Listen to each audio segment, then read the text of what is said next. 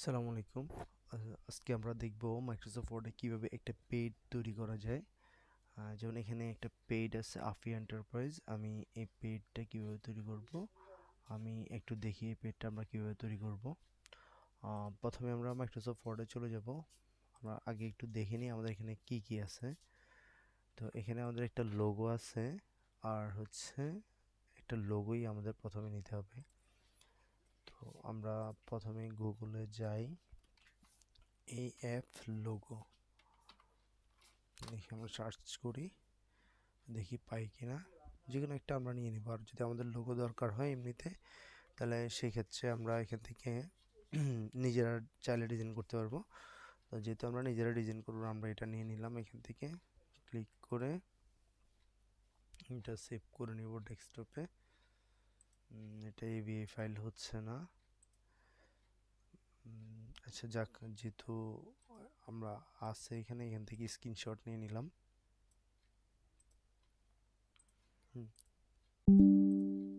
তাহলে আমরা প্রথমে আমাদের লোগোটা কালেক্ট করছি, তারপর দেখি কি অবস্থা।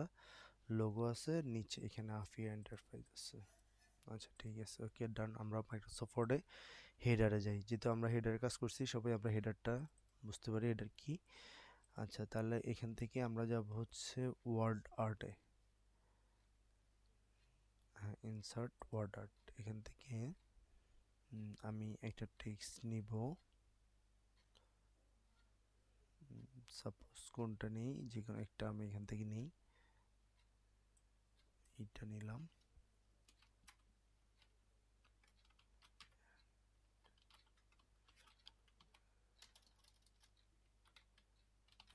আফিয়া এন্টারপ্রাইজ। এখান থেকে আমি এগুলো ফন্টগুলোকে চেঞ্জ করে দিই।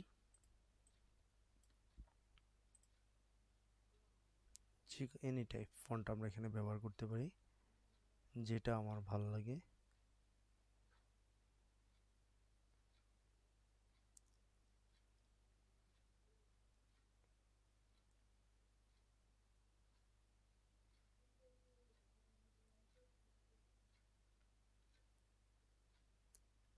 আমরা দেখি আমাদের কোন ফন্টটা আমার সবচেয়ে আমি এটা দিই, মনোটাইপ করস, বা এখন এটাকে আমি বড় করে নিব যতটুকু করা যায়। 72, এটা এখান থেকে একটু চাপায় নিলাম। এটা আমি হেডারে বসাইছি।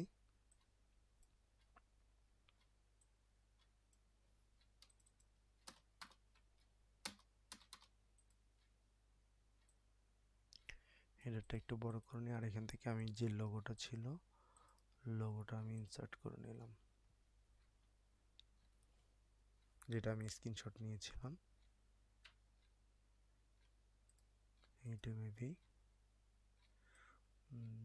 লোগোটা যদি আমার এই কালার হইতো, মনে হয় আরো একটু বেশি ভালো লাগতো। বাই দ্য ওয়ে, আপনারা যখন করবেন, কালার কম্বিনেশনটা একটু দেখে নেবেন, মানে কোনটা সবচেয়ে ভালো লাগে ওইটা আপনারা দেওয়ার চেষ্টা করবেন। ইন ফ্রন্ট অফ টেক্সট, এখান থেকে শেপটাকে একটু উপরে উঠাই দিই। আচ্ছা, এখানে যেহেতু পেইড, আমরা অ্যাড্রেসগুলো এখানে দিয়ে দিতে পারি। তিনটে কপি করলাম, কপি করে আমি তিনটে এখানে দিয়ে দিলাম।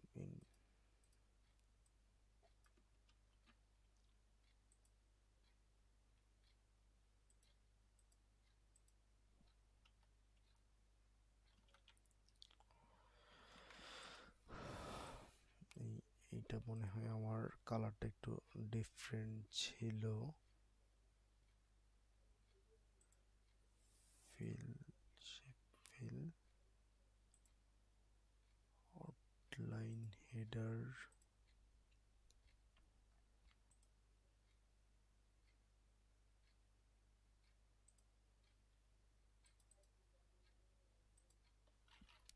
করতে পারি। আচ্ছা যাক, আমার এখান থেকে আমি চাইলে অন্য কালারও নিতে পারি। কালার কম্বিনেশনটা আমার একটু ঝামেলা হচ্ছে।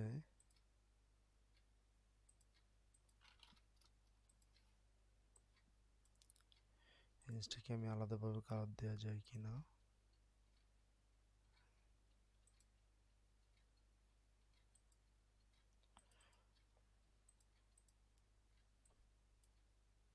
যেহেতু ওয়ার্ড আর্ট এই জিনিসটা আমার ঠিকভাবে কাজ করছে না। আচ্ছা, যেটা আছে আমরা এটা দিয়ে দিলাম। এরপর আমরা দেখব যে এখানে আমরা পাশে যে বারটা এটা কিভাবে নিছে। এটা আসলে খুবই সিম্পল। এটা হচ্ছে আপনার শুধু এখান থেকে একটা শেপ নিছে ইনসার্ট থেকে, এই যে এইটা এরকম করে একটা শেপ নিয়ে নিছে নিচের দিকে, তাও এটা হেডার নিছে।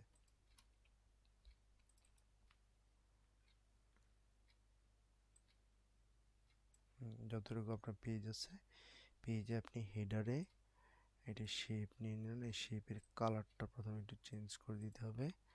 এখান থেকে শেপ ফিল লাইন মেবি এটা ছিল। আর এখানে আপনার একটা লাইন ড্র করে দিছে এখান থেকে, গেলে এখানে একটা লাইন ড্র করে দিতে পারি। লাইনটা একটু মোটা নিলাম।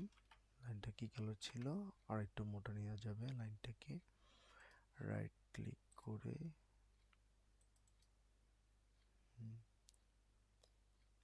শেপ ফরম্যাট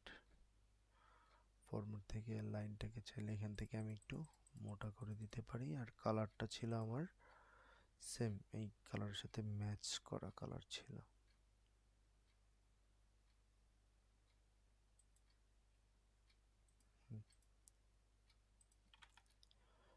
দেখেন, তারপর এই লোগোটা পিএনজি ছিল, এই জন্য আমার এটা এখানে আপনি এখন দেখেন এই জিনিসটাকে আমি এইটার কারণে আমার দেখা যাচ্ছে না, তাহলে আমি এইটাকে সিলেক্ট করে এখান থেকে শেপ ফরওয়ার্ড অপশনে গিয়ে সেন্ড টু ব্যাক, দেখেন আপনার এটা ব্যাকে চলে গেছে আর এটা উপরে চলে আসছে। আর এটাকে আমি এই লোগোটাকে যদি আমি পিএনজি করে নিই, মানে ব্যাকগ্রাউন্ডটা যদি রিমুভ করে দিই, তাহলে আমার এটা ঠিকভাবে মেবি কাজ করে। এই যে আমি ব্যাকগ্রাউন্ড রিমুভ করছি, মাইক্রোসফট ওয়ার্ড থেকে ব্যাকগ্রাউন্ড রিমুভ করা যায়। এটা হচ্ছে এখানে ধরে পিকচার ফরম্যাট এখান থেকে রিমুভ ব্যাকগ্রাউন্ড দিলে আমার ব্যাকগ্রাউন্ডটা রিমুভ অলরেডি হয়ে গেছে। আপনি দেখেন এটা আমার দুইটার উপরে দেখা যাচ্ছে। এখানে কিন্তু একটা অপশন ছিল শেপটাকে ধরে আমি শুধু এখান থেকে শেপ ফরম্যাট থেকে সেন্ড ব্যাকওয়ার্ড দেওয়ার কারণে আমার এটা পিছনে চলে গেছে। আচ্ছা ঠিক আছে, আমি চাইলে এগুলোকে আরেকটু স্টাইলিশ করে নিতে পারি। ইটালিক দিয়েছিল এখানে,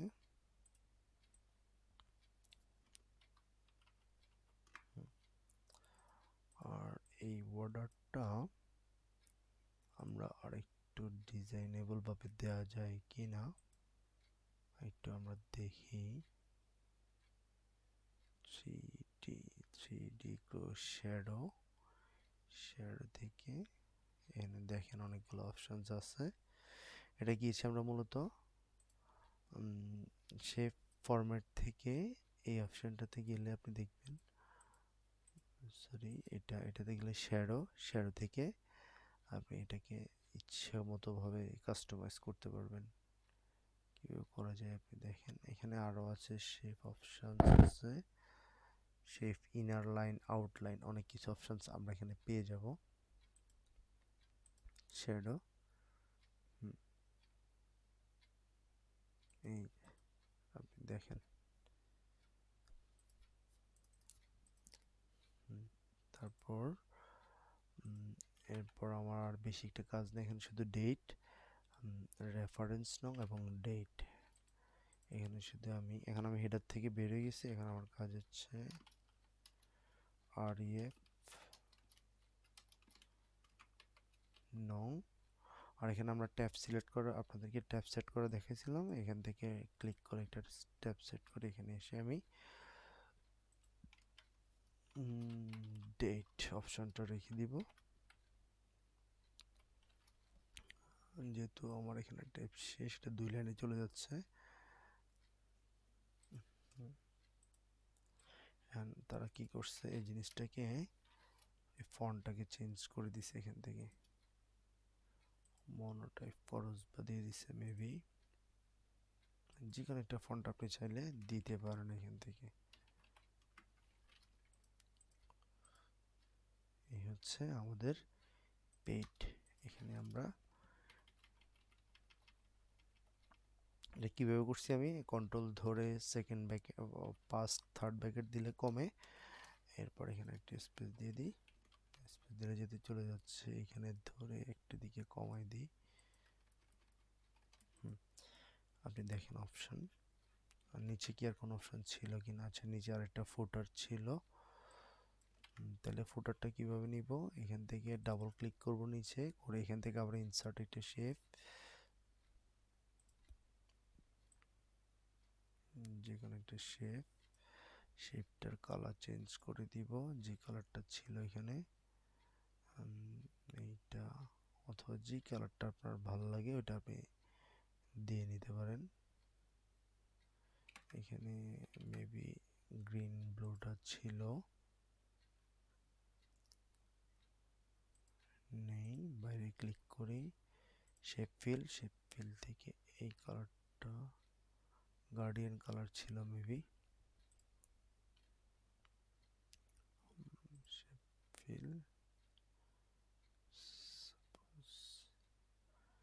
এই যে সরি গার্ডিয়ান কালার। আচ্ছা, এখানে সিলেক্ট করে গার্ডিয়ান কালার দেই, শেপ ফিল, এখান থেকে গার্ডিয়ান কালার, গার্ডিয়ান কালার থেকে আপনি যে কোনো একটা কালার দিয়ে নিতে পারেন, এটা কাজ করবে। আর এখান থেকে শেপ আউটলাইনটা নো আউটলাইন করে দিবেন, সরি শেপ ফিল দিলাম, শেপ আউটলাইন নো আউটলাইন, ইচ্ছা মতো যে কোনো কালার আপনি খুঁজে কাস্টমাইজ করে নিতে পারবেন। এটা লেখা ছিল কি যেন, selling goods free taken back, এরকম কিছু একটা লেখা মনে হয় মেবি আছে। আমি এটাকে ধরে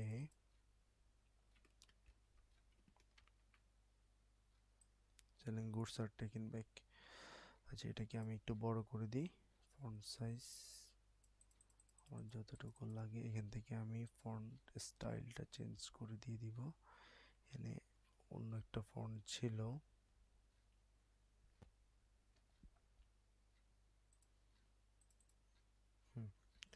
দেন আমার এই জিনিসটা একটু উজ্জ্বল লাগতেছে না, আমি আসলে কালারটা কম্বিনেশন আর একটু সুন্দর করে দেই।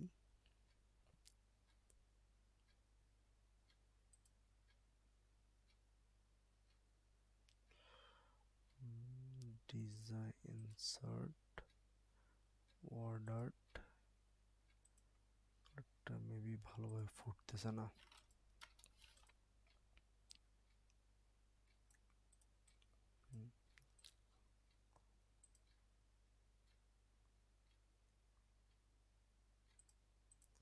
আপনার যেটা ইচ্ছা যেভাবে ইচ্ছা আপনি কালার কম্বিনেশন ম্যাচ করে যে কোনো একটা পেট তৈরি করে ফেলতে পারেন। ছিল আমাদের পেট, এখন এটা আমরা কি পিডিএফ করব। পিডিএফ করার জন্য এখানে গিয়ে সেভ এস কপি, কপি থেকে ডেস্কটপ, ডেস্কটপ থেকে রাইট ক্লিক করে পিডিএফ, আপনি দেখেন আমাদের একটা পেজ তৈরি হয়ে গেছে, আমরা অনেক সুন্দরভাবে একটা পেজ তৈরি করে ফেলছি। তো ঠিক আছে, আজকের মতো আমাদের ভিডিও এই পর্যন্তই, ভালো থাকবেন, আসসালামু আলাইকুম।